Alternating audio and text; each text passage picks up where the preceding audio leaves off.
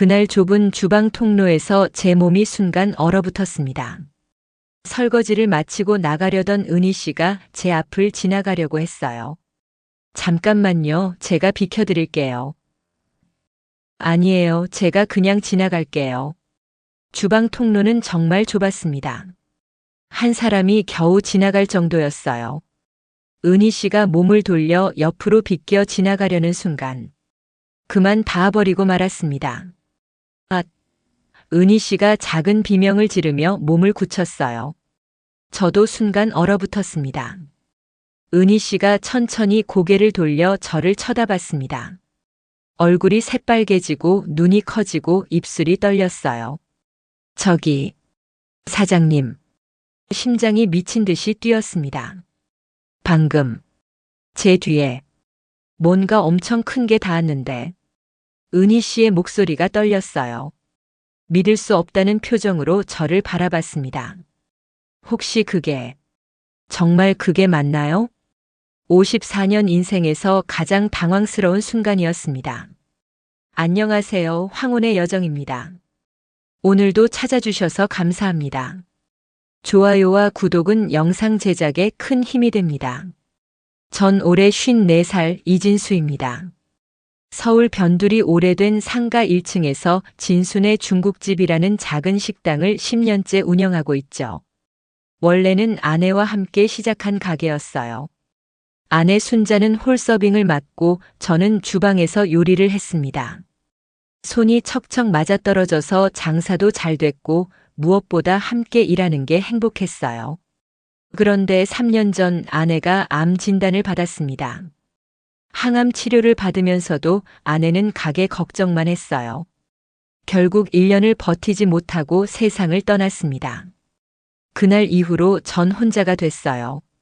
아침에 눈을 떠도 옆자리는 텅 비어 있고 가게에 가도 아내 목소리는 들리지 않았습니다. 혼자서 가게를 운영하는 건 생각보다 훨씬 힘들었어요. 새벽에 일어나 시장 가서 재료 사오고 육수 끓이고 점심 피크타임엔 주문받고 요리하고 서빙하고 계산하고 저녁에 문 닫고 설거지하고 정리하면 밤 12시가 넘었습니다. 집에 돌아오면 너무 피곤해서 샤워도 못하고 그냥 쓰러지듯 잠들었어요. 그렇게 3년을 버텼는데 한 달 전 큰일이 생겼습니다. 냉동만두가 든 무거운 박스를 들다가 허리를 삐끗한 거예요. 순간 허리에 전기가 오르는 것 같았습니다. 그대로 주저앉아서 한참을 꼼짝도 못했어요. 병원에 가니 의사 선생님이 심각한 표정으로 말했습니다. 허리 디스크가 꽤 진행됐다고요. 무거운 거 들지 말고 가능하면 일손을 구하라고 했어요. 일손을 구하라고요? 아내가 떠난 후로 전 혼자 일하는 게 익숙해졌어요. 누군가 새로 들어오면 적응하기 힘들 것 같았고 무엇보다 아내 자리에 다른 사람이 서는 걸 상상할 수 없었거든요. 하지만 허리 통증은 날이 갈수록 심해졌고 결국 구인 공고를 내기로 결심했습니다. 공고를 내고 며칠이 지났는데 연락이 별로 없었어요. 요즘 식당 일하려는 사람이 없나 봅니다. 그러던 어느 날 오후 전화가 한 통 걸려왔습니다. 여자 목소리였어요. 나이는 좀 있어 보였지만 또렷하고 차분한 목소리였습니다.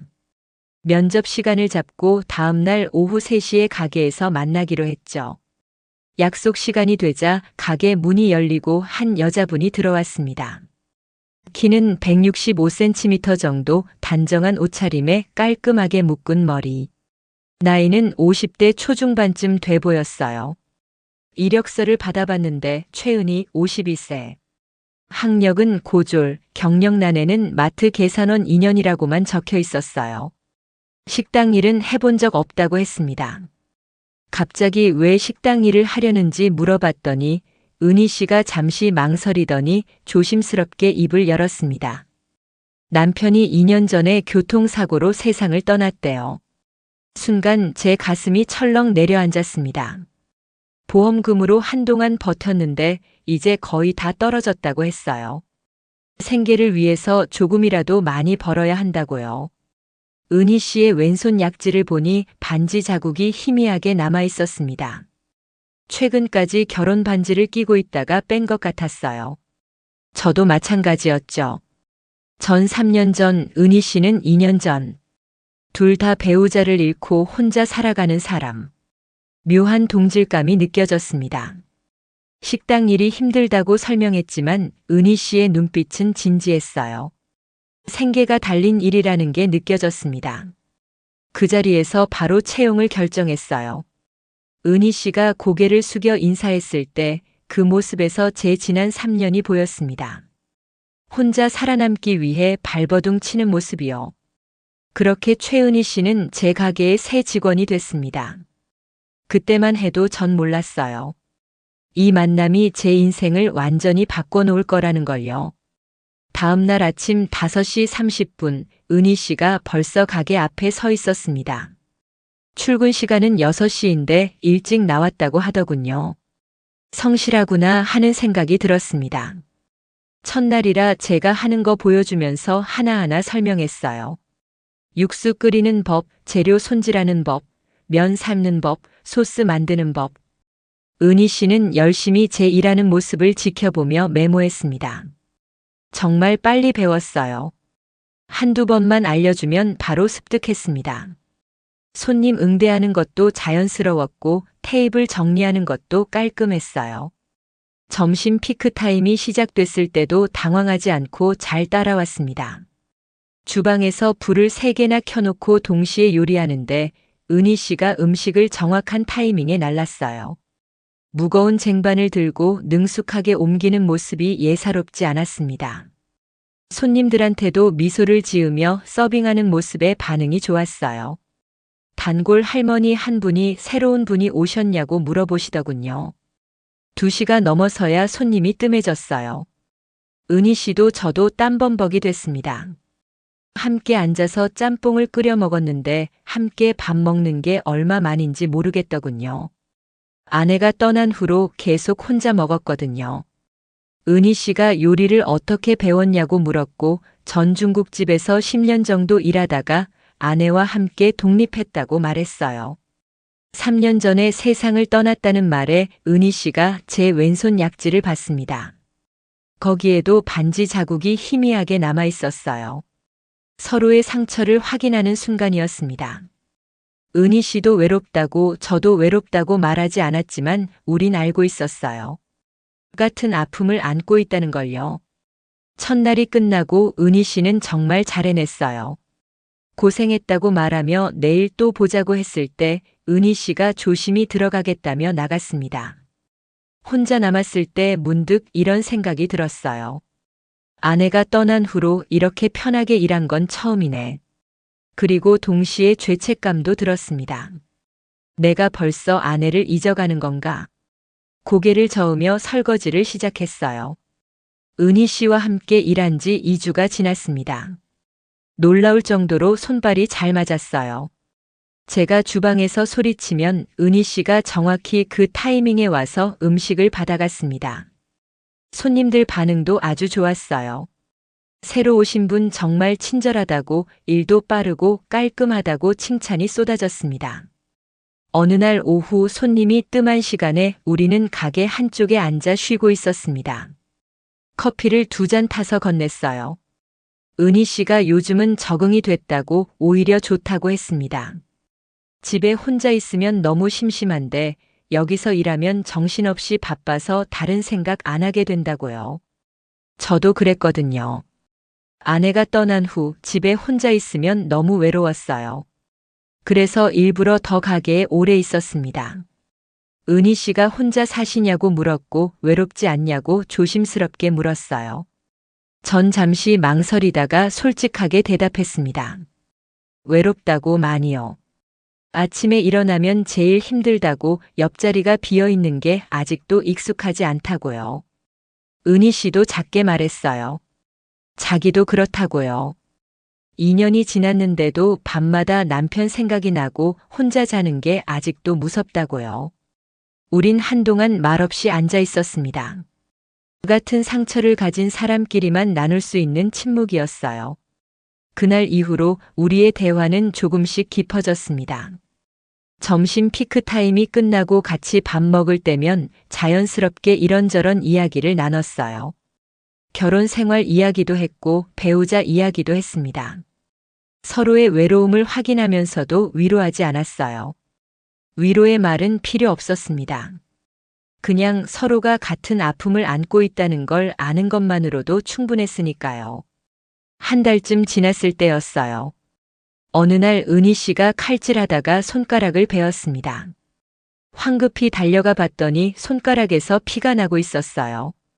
구급함을 가져와서 소독약을 바르고 밴드를 붙여줬습니다. 조심해야 한다고 칼이 얼마나 위험한데 하고 말했더니 은희 씨가 미안하다고 했어요. 은희 씨의 손을 잡고 밴드를 붙이는데 문득 이상한 느낌이 들었습니다. 오랜만에 누군가의 손을 이렇게 가까이서 만지는 거였어요. 따뜻했습니다. 아내가 떠난 후로 이런 온기를 느껴본 적이 없었어요. 은희 씨도 뭔가 느낀 것 같았어요. 얼굴이 살짝 붉어졌거든요. 그날 이후로 우리 사이에 미묘한 긴장감이 생겼습니다. 눈이 마주치면 서로 얼른 시선을 피했고 좁은 주방에서 스칠 때면 서로 의식했어요. 저는 혼란스러웠습니다. 내가 지금 뭘 하는 거지? 아내가 떠난 지 겨우 3년인데. 하지만 은희 씨를 볼 때마다 가슴이 두근거리는 건 어쩔 수 없었어요. 그해 겨울이었습니다. 어느 날 아침 일어났는데 몸이 너무 무겁고 열이 펄펄 끓었어요. 독감이었습니다. 하지만 가게를 쉴 수 없었어요. 혼자 운영하는 식당인데 문 닫으면 그날 수입이 없으니까요. 억지로 일어나 가게로 갔습니다. 온몸이 떨렸고 기침이 멈추지 않았어요.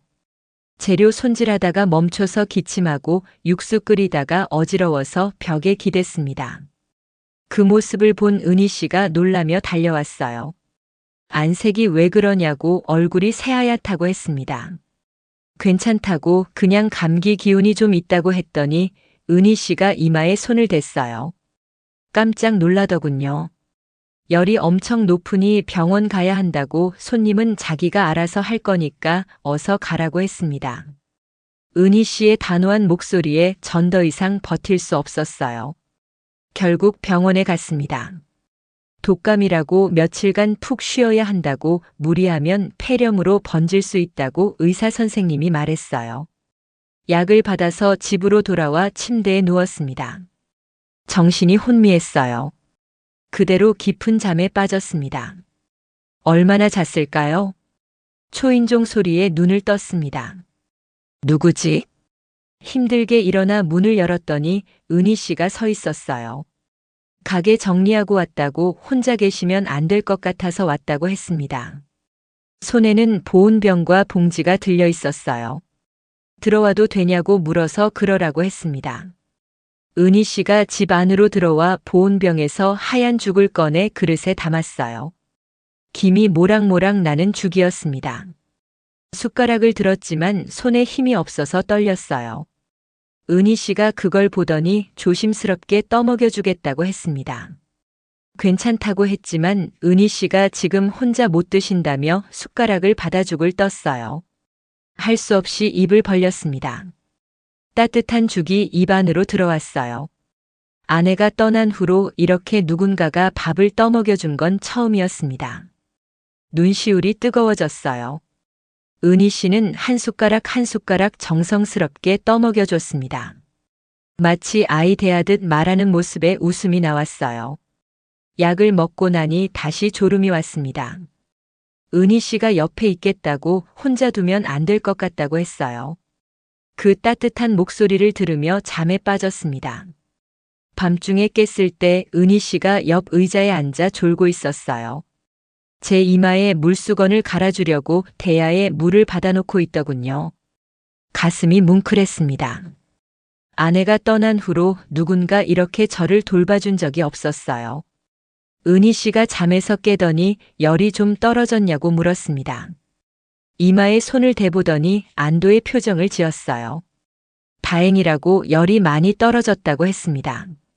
정말 고맙다고 말했더니 은희 씨가 천만의 말씀이라고 사장님이 자기한테 얼마나 잘해줬냐고 했어요. 내일 아침에 다시 죽 끓여오겠다고 하더군요. 다음 날 아침 정말로 은희 씨가 다시 왔습니다. 3일 동안 은희 씨는 매일 와서 저를 돌봐줬습니다. 죽 끓여주고 약 챙겨주고 물수건 갈아주고 너무 미안하다고 했더니 은희 씨가 미안하다는 말 그만하라고 했어요. 당연한 일 한다고요. 사장님이 자기한테 일자리 줬으니 갚을 게 많다고 했습니다. 그리고 조심스럽게 말했어요. 자기도 사장님이 없으면 외롭다고요. 그 말에 제 심장이 쿵 하고 뛰었습니다. 4일째 되는 날 열이 완전히 떨어지고 기운도 좀 돌아왔습니다. 은희 씨한테 문자를 보냈어요. 많이 나았다고 내일부터 다시 가게 열겠다고 그동안 정말 고마웠다고요. 곧 답장이 왔습니다. 다행이라고 그럼 내일 보자고요. 다음 날 가게에서 은희 씨를 만났을 때 뭔가 달라진 느낌이었어요. 서로를 보는 눈빛이 예전과 달랐습니다. 은희 씨가 완전히 나았냐고 물었고 은희 씨 덕분이라고 대답했습니다. 정말 감사했다고 은희 씨가 아니었으면 어쩔 뻔했냐고 했더니 은희 씨가 말했어요. 자기도 사장님 돌보는 게 좋았다고요. 얼굴이 살짝 붉어진 은희 씨를 보며 전 깨달았습니다. 내가 지금 은희 씨를 좋아하고 있구나. 그리고 동시에 죄책감이 밀려왔어요. 아직 아내가 떠난 지 3년밖에 안 됐는데 이래도 되는 걸까? 은희 씨와 함께 일한 지 3개월이 지났습니다. 어느덧 봄이 왔어요.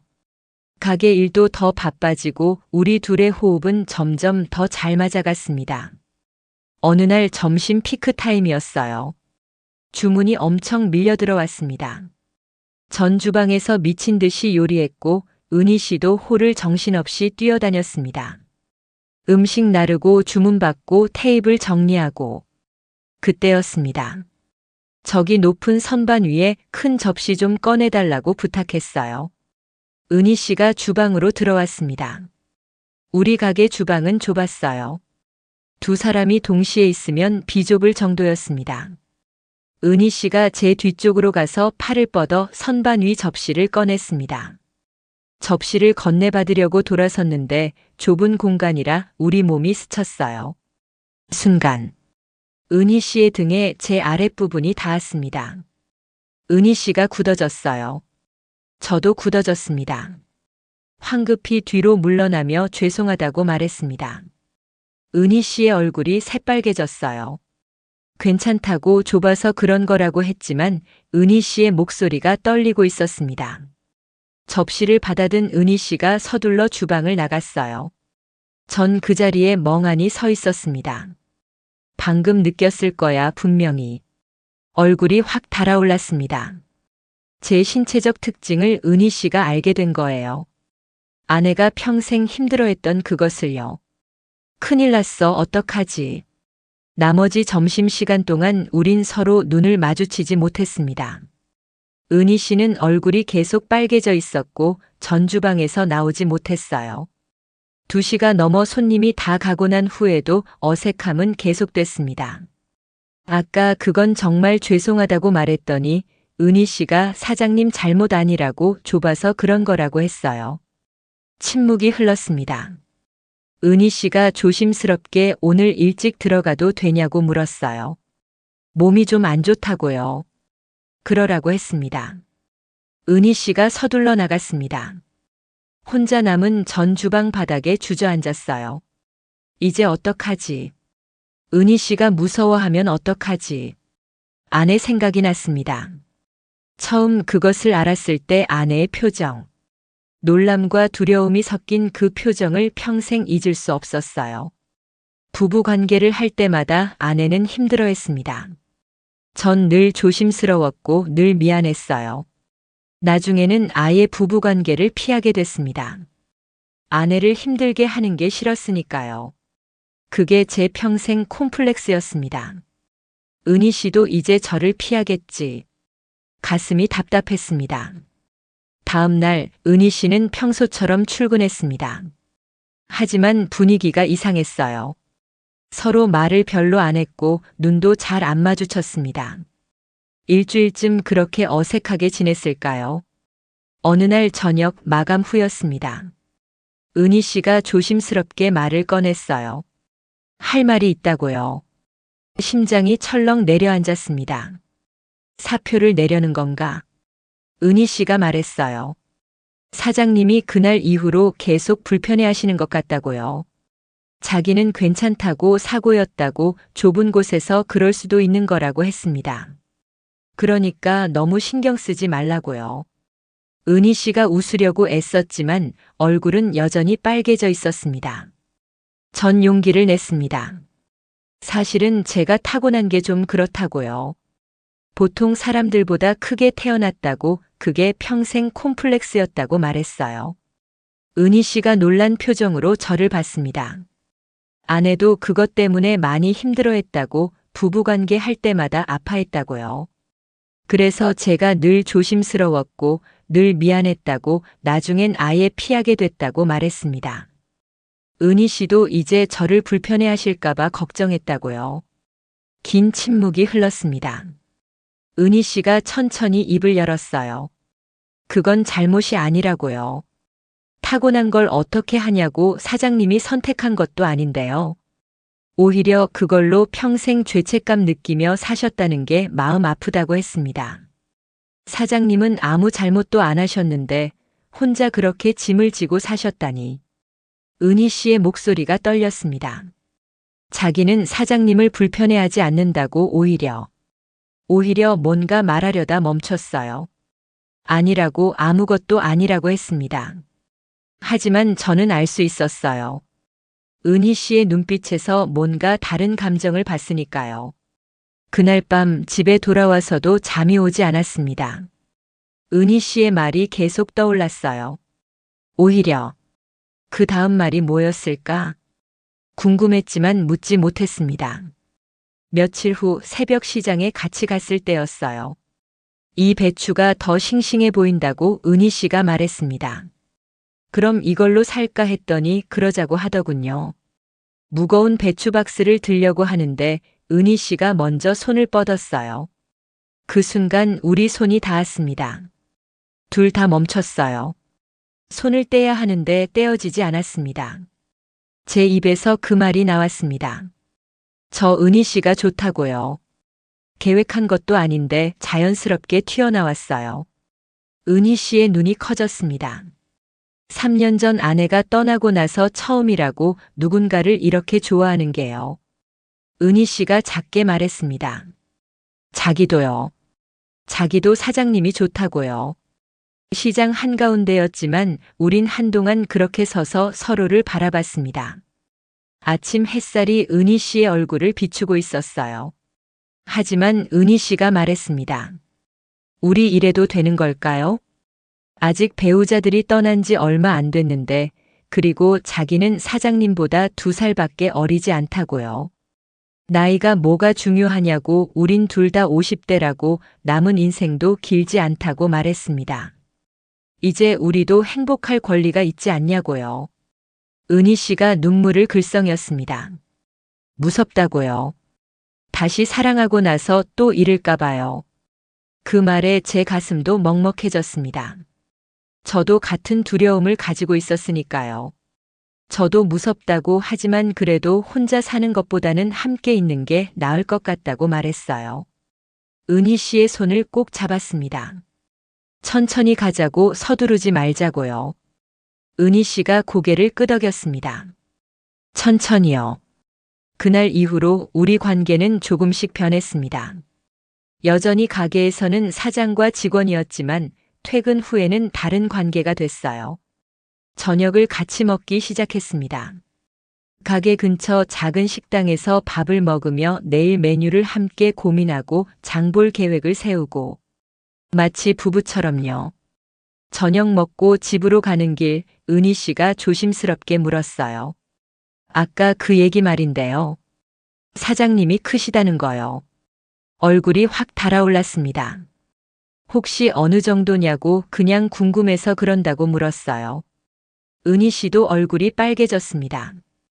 글쎄요, 제가 직접 재본 적은 없지만 아내 말로는 보통 사람보다 2배 정도 크다고 했다고 말했습니다. 2배요?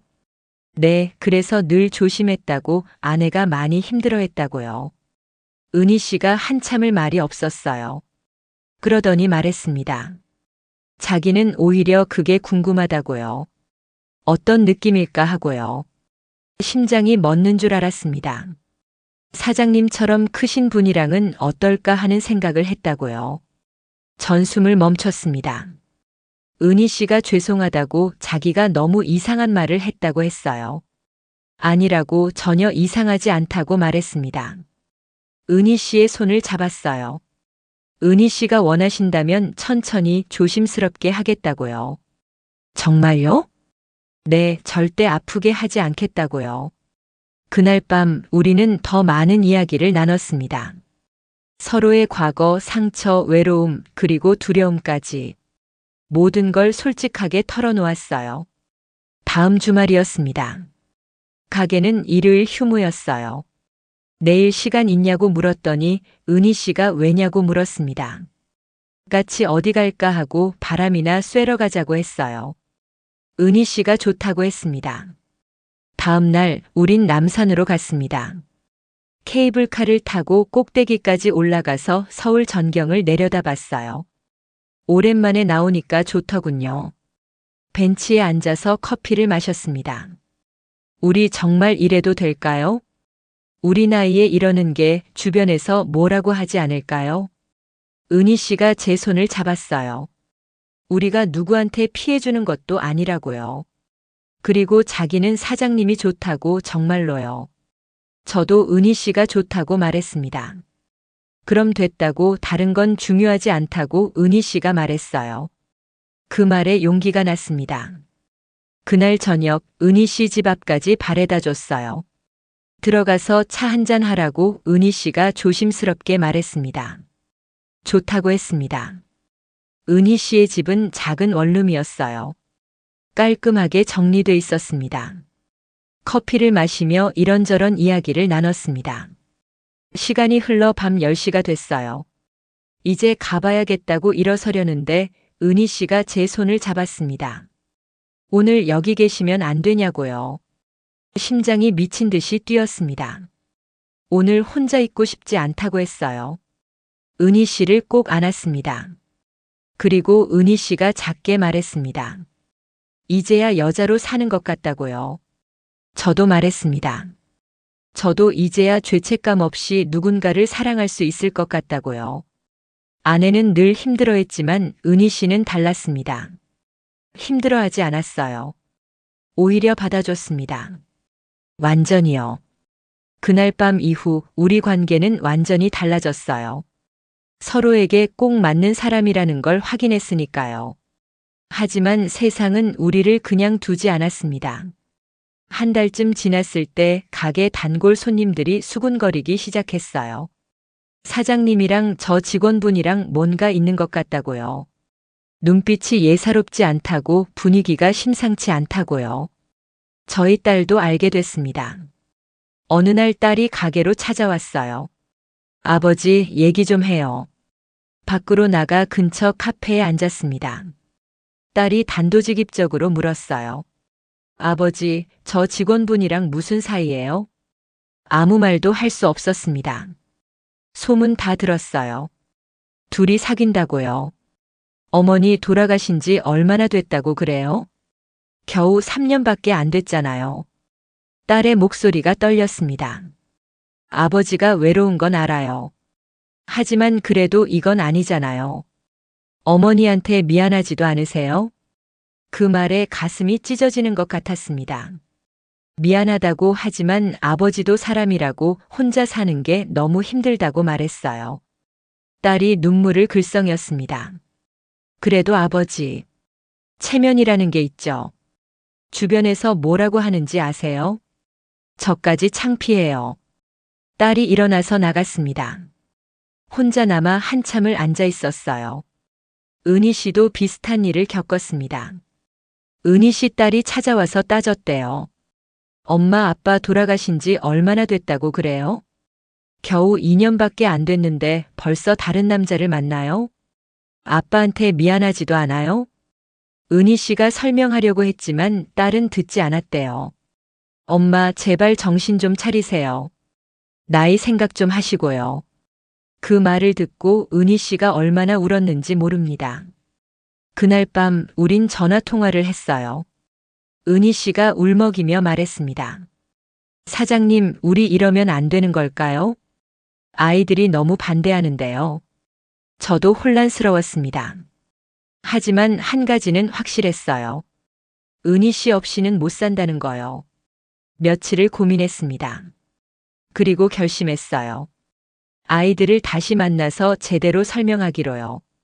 딸을 불러서 진지하게 이야기했습니다. 내 마음은 이해한다고, 아버지도 어머니한테 미안하다고요. 하지만 아버지도 남은 인생이 있다고, 혼자 사는 게 너무 외롭다고 말했어요. 은희 씨는 좋은 사람이라고, 아버지를 정말 잘 돌봐준다고요. 제발 이해해달라고 했습니다. 딸이 한참을 말이 없더니 물었어요. 정말 진심이세요? 그분한테요? 그렇다고 아버지 평생 이렇게 진심으로 누군가를 좋아한 건 처음이라고 말했습니다. 어머니한테도 미안하지만 아버지도 행복할 권리가 있지 않냐고요. 딸이 깊은 한숨을 쉬었습니다.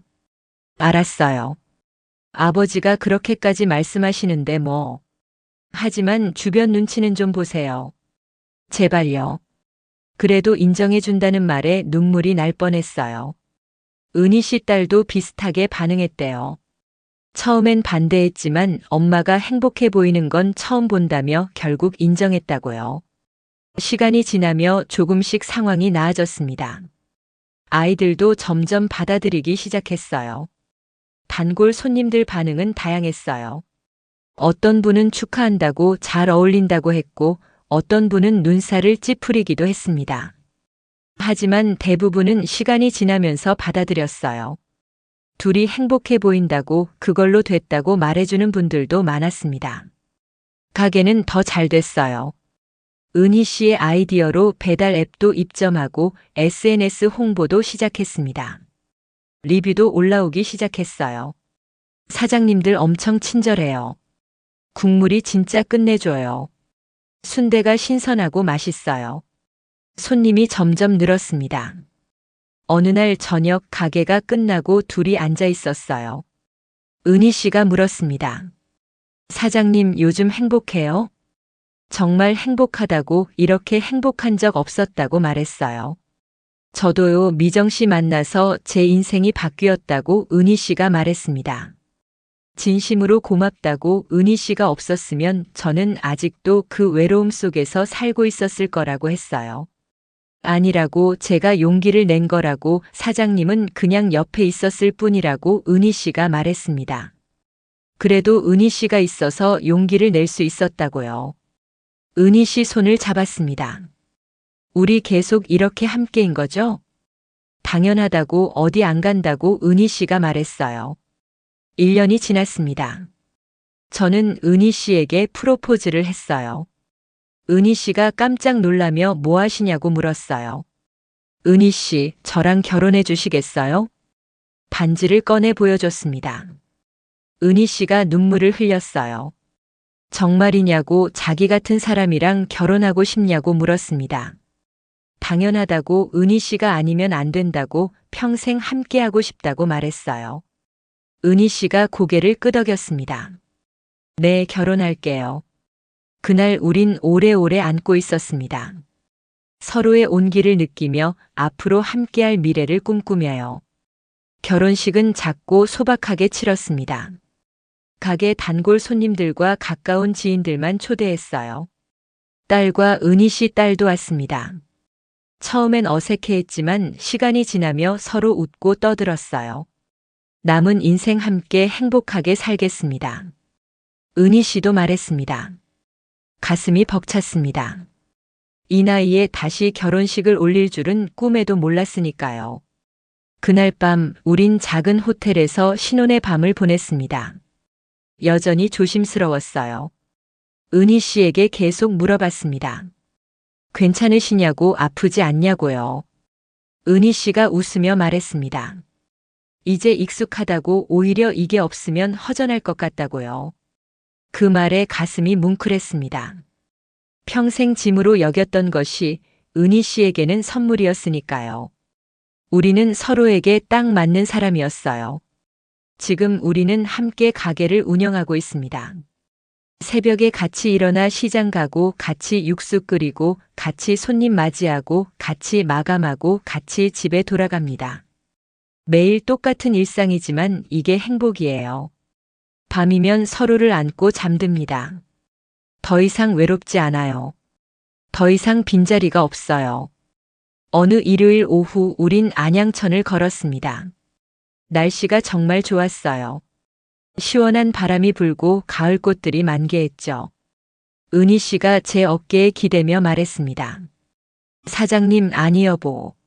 네. 정말 행복해요. 저도요. 이렇게 행복할 수 있을 줄 몰랐어요. 저도 마찬가지예요. 우린 벤치에 앉아 강을 바라봤습니다. 반짝이는 물결, 자전거 타는 사람들, 강아지 산책시키는 가족들. 모든 게 평화로웠어요. 여보, 제가 물어봐도 될까요? 그럼요. 처음 주방에서 스쳤을 때 정말 놀랐죠? 은희 씨가 얼굴을 붉히며 물었습니다. 전 웃으며 대답했어요. 네, 정말 놀랐어요. 은희 씨가 무서워할까봐 걱정했어요. 저는 무섭지 않았어요. 오히려 궁금했어요. 궁금했다고요? 네, 어떤 느낌일까 하고요. 사장님처럼 큰 분이랑은 어떨까 궁금했어요. 그랬구나. 그리고 지금은요? 은희 씨가 웃으며 말했습니다. 지금은 완벽해요. 이제야 여자로 산다는 게 뭔지 알았어요. 저도 마찬가지예요. 이제야 죄책감 없이 사랑할 수 있게 됐어요. 아내한테는 항상 미안했거든요. 힘들어하는 게 보여서요. 하지만 은희 씨는 받아줘요. 완전히요. 은희 씨가 제 손을 꼭 잡았습니다. 우리 정말 서로에게 딱 맞는 사람이네요. 내일도 함께 일어나고 함께 가게 가고 함께 일하고 함께 집에 올 거예요. 그리고 밤이면 서로를 안고 잠들 거예요. 완전히 완벽하게요. 이게 제 남은 인생입니다. 행복한 인생이에요. 시청해 주셔서 감사합니다.